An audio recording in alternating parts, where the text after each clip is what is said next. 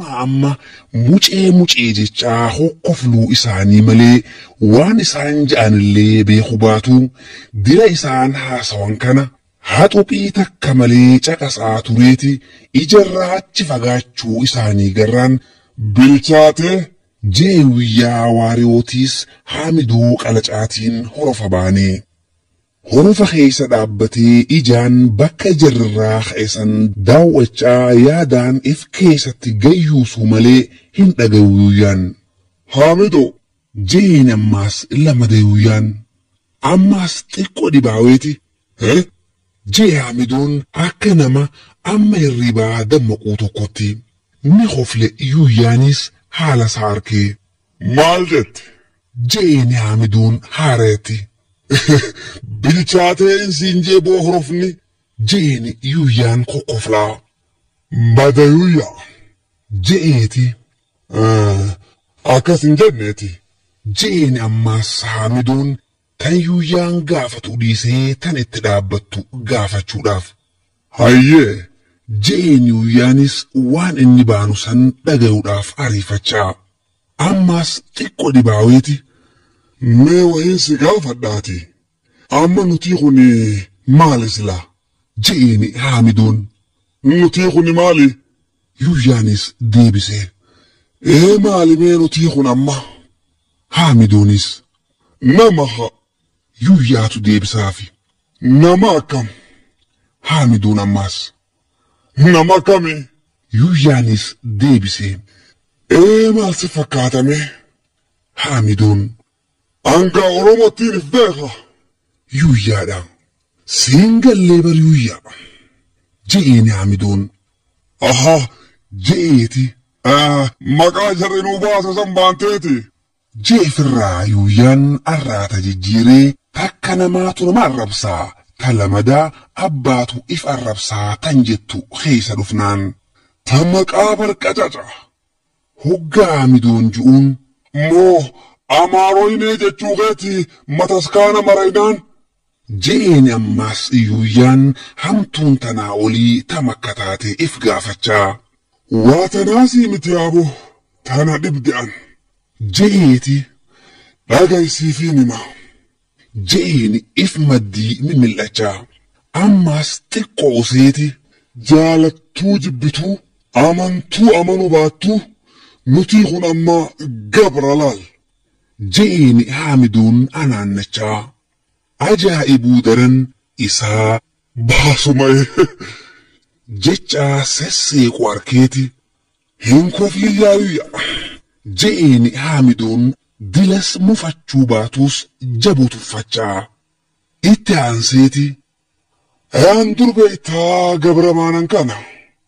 Uumaa akka namaatti ijaa fi gurra qabdu. Tamiila lamaayyaatu. Tanaattee dhuydu ta'uusii wallaalee osoo hin ta'in bani aadamin see'u. Je'e haamidoon. Ammaas kufleeti. Waan akkamiif teessa dubbate.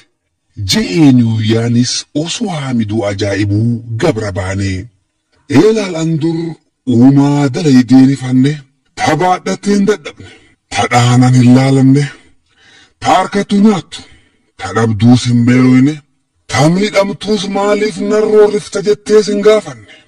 Tan ajjeeftullee itti hin gaafatamne. Meeshaa ruhii qabdu. Ta dubbattu. Ta maallaqa keetiin bittee gurgurtu. Tan rabbiin akkuma beeyladaa kanatti namaan qananiisuudhaaf uume. Eeta isaaf jecha yakka dhiisi. Diliinuu namarratti lakkaawamne. Ni use haamiduun hammana je'ee. Cal je'eeti haamiduma dur beeku kana akka waan amma arkeetti dhab je'ee daawwachuu seene yuuyyaanis dubbiin keessa gaddeemtee. Akkas na fakkaataan je'an dur. Je'e haamiduun eega jaba usee booda hafuura dheeraa tokko hafuurfachaa. Eebar je'eeti bilisa jechuun waa bani aadam ta'uu qofaa miti. Nama kabajaa fi ulfina ganama duraa rabbii wajjiin uume san qabu. Halafa saadaan geeffatee biyya ifii yaamee maqaa isaatiin irraa awwaatu. Ha heera isaa tumatee bokkuusaa filachaa seera isaatiin bulu. Kan aadaa isaatiin boonee hooda isaatiin waaqeffachaa eenyummaa isaatiin boonee jiraatu. Kan gaggodhatu dachiisaa ol godhatu waaqa isaa abdachaatii fi bobba'u hojiisaa galus bultiisaa duskachaa osoo namuu taligaatti hin dhoyne xiqqoosaa gulantaa isaa irratti guddoo biraatis biyyaa wajjin caayasaa jalatti ifii muree murteeffatu. Kan waaqa isaa sodaachaa seera isaatiis kabajee bulu.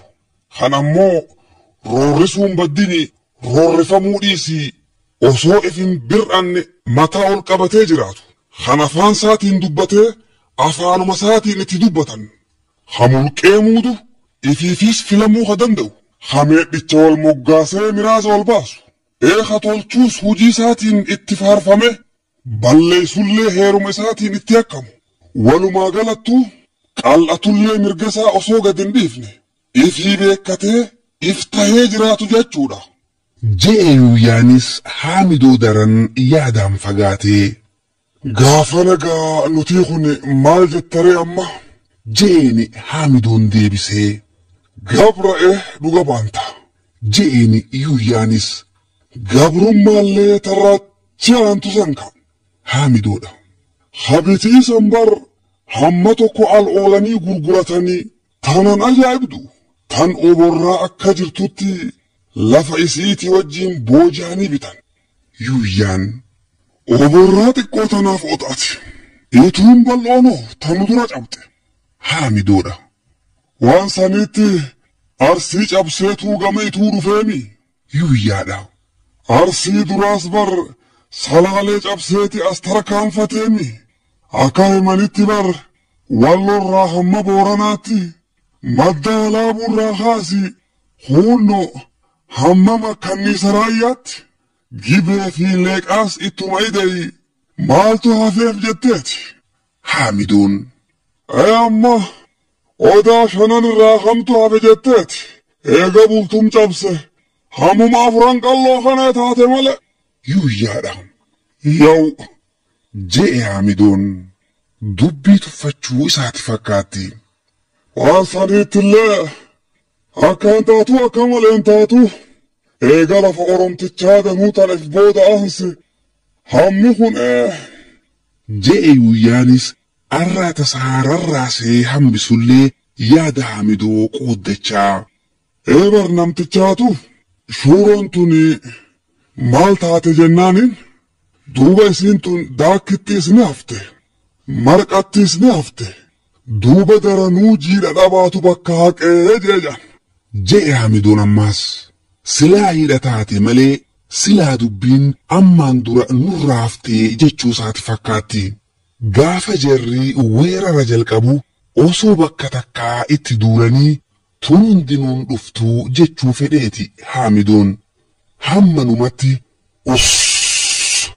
jechaa horofa dubbifachuu seenee Yuuyyaan hafuurfannoo mirqaana hojii osoo hin ta'in mallattoo ta'uu si'itisuusiin akka usu itti himuudhaaf. Manni dhimmisuu hubatee hoggaa if booda garagalu walda gabree akka nama booliin mudditeetti hombortaa waliin dhawaa miila fuudhu harkeeti rifate. Haamidoonis dubbii akka torbaan dabreetu mudate seehee. Torbaan dabree osuma bakka mataskaanatti jaarutti jiran tanaa biyyee maraggii qotu jiraniiti dimii qawwee dhagayanii hoggaa ol godhatan ashkarticha qawwee lamaan deemu hatakka fannifatee taaniin jibroo muudeefaa gombisu harkan isaanuma biratti. Akka eegas odeeffatanitti torbaan dabre ashkaroonni lama ashiitaa boqqolloo hara waaccachuudhaaf orraa irratti mudhii buleerraa ka'aneeti laga hiyyoo bu'an. Ooyiruu boqqolloo bareedduu qabdu filataniiti suleedhaa fi jibroodhaan ciraa je'anii ifiifis ijaan jara to'achaa ooyiruu keessa osoo yaa'anii abbaa ooyiruu kan ooyiruma isaa hatachuudhaaf suqaarraa ol dhufe arkan. Ashiitaa inni ceekurraa qabu wajjin cafaqaa maddi baasaniiti jaartii namtichaa ta'ooyiruu maddiidhaa waywaachaa harka facaaftuu garraan tokko jaarsa biratti hafee kun gama isii qaceele qabuudhaaf qabamuu daran gudeedamuu isii hubannaan kanuma isa biratti hafe kanatti utaaleeti jaarsi humnaas ni qaba. Laqaaqee qawweerraa fuudhee akkatti dhukaasullee beeku baatu gama afaanii qabatee gama sadafiitiin akka jawweetti cafaqee qoomuu isaa garraan qawwee darbee baafate achumaan sun namtichi daalachaa. Godaanaa Raaree Laxeedhaati maqaan isaa. Sagaggaaltichinis jaarsi isii hiriyaa isaa qoomee baafachuu garraan jaartii achumatti ajjeeseeti reefa ashkarticha du'ee sulee fi jibroo baadhachiisee ifii qawwee lamaan fannifatee eega mudhii bulee dhufan booda jara gatee awwaalaa je'een yuuyyaafaadhaan. Dubbii akkasiisantu mudatee siyaaniiti akka jabaarifatan Haamidoonfaanis har'a nutti aara bahuun oolan tan jettu yaachifte. Wanni Walda Gabreen batachuuf ammoo tana osoon ta'in waan eega reefuu bakka tattaanii haasawuu turanirraa yaamamanii gama daasaa dacha'an booda isaan mudateetu akka jaba aarse isaa fi Raas Mokonninis. Waan biraa osoon ta'in namticha torbaan dabre gama daree biyyoo ergameetu deebi'e. Hoggaa dura namtichi luf itti ol ju'u gammadaniiti. Taamasgan Je'e Walda Gabreen namtichi inni ajjeesuullee baatan achitti hambisuun oolan jechaa ture nagaan deebi'uu isaa garraan. Maal afra? Je'e Raas Mokonninis dhufa namtichaa daran eega dhufe daree bassaasee odeeffannoo gaarii akka fidu abdachaa. Nagaan deebi'uu caalaa goftoota isaa hafuula bareedaadhaan isa simatu garraan daran gammadeeti conqol je'ee sujuudee fi namtichiinis goobaan galuu isaatiifis badhaasni furdaan akka isa eeggatu abdachaa. Hoggaa ol godhatu ammoo fuula jaraa akka wahiitti golgolaawaa deemu arkeeti dubbachuulleen baddini akka cilaalluu mataa keessa libsaniitti if keessa deebi'uu mudate namtichi. Badhaasan baddini galatallee dhabuun isaa jabu aarsitullee akkasumaanuu mufachuu dhiisi sheena'uun isaatuu akka irratti hin beekamne tattaafachaa. Tanaa fi tana jidduudha. Dajjaazmaach Je'e Raas Mokonnin Walda Gabree baane. Itti aanseeti. Gana maal jechuu isaatiya?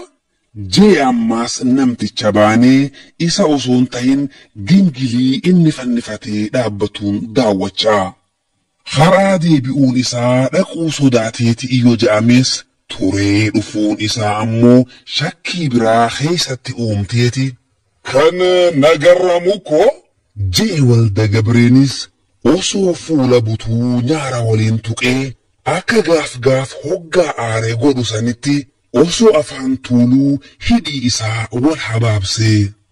Osoo Walda Gabreen gaafateetuun fixin garuu dubbiin galteetii fi gingilii fi xalayaa afaan Arabaatiin katabamte takka waliin itti chilaate namtichi waan afaan isaa dubbatu osoon ta'in waan hidhiin isaa fakkaatu daawwachaa.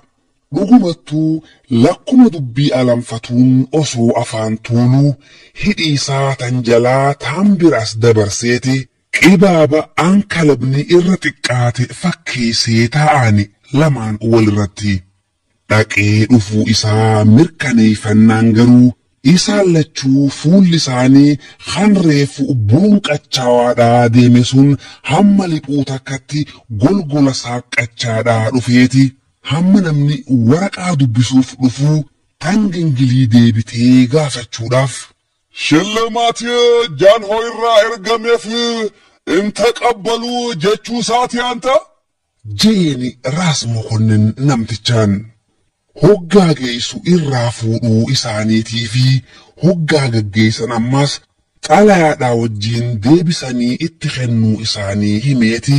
Xaafiin irraa naqamuu malee amma waan keessa jiru ammoo akka hubatin ibseefi namtichinis. Mata lulan isaan lachuu haratti hiikii ilaaluu dhabuun isaa naamusa taachaa mirkaneessuudhaaf. Baneeti garuu rifje walda gabreen akka nama osoo ifirraan eegin dagaggamatti masqaa jawwee arkeetti. Mata lule Raas Mokonninis wanni gingilii keessaa ol dhalee tahuu garraan dhaamsa ameertichaa galeefi. Akka gingiliin xaayituu tan xaafiidhaan deeyxee qondoodhaan deebite himtuttuu lola malee wanni nagayaan gabbaruudhaa akkan galin mirkaneeffachuu caalaa dilana tuffatamuun isaaniitis akka waan ol dhaleen osoon dhandhamin gubdee tokkotti osoo belbelchituuti. Eega xalayaan dubbifamte booda ammoo afaan malee keessaanii hammareeffuu hanqachuu mudate.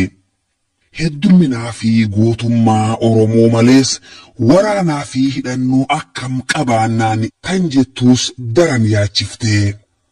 Waa lama callaadha nuuf lachuu ililiidha jetti xalayaan ameertichaa tan abbaa gadaa Wadaay Galmoo Hormoosoo maqaa dha'uudhaan Minilik lammeeffaatiif ergamte. Injifannus balachuudha dhumnus shahiidii jechuusaati. Haqa keenyaaf jecha hunda daran ammoo dhaamsa raabaati kan ol dhalee biraa itti ta'e. Maqaan baduu mannaa mataan baduu wayyaa hajuu ture dhaamsi Wadaay Galmootiis hangama ameertichaatiin Minilikiif ergame. Wanni nagayaan gabbaruudhaa akkan galin jala muranii waraanni akka ida'amuuf gaafachuudhaan Minilikiif xalayaa barreessuun isaaniitiis tanaafi. Hamma xalayaan Shawaa baatee waraanaa fi ajajni dhufuufitti hangam xiqqaatu ji'a tokkoo fi walakkaa waan turuuf tanaa fi tana jidduudhatti Amiir Abdullaahis hidhannoo isaa akka ol dhaleedhaatti nama gubduun itti duulee hunda daran ammas abbaan gadaa duula dannabse.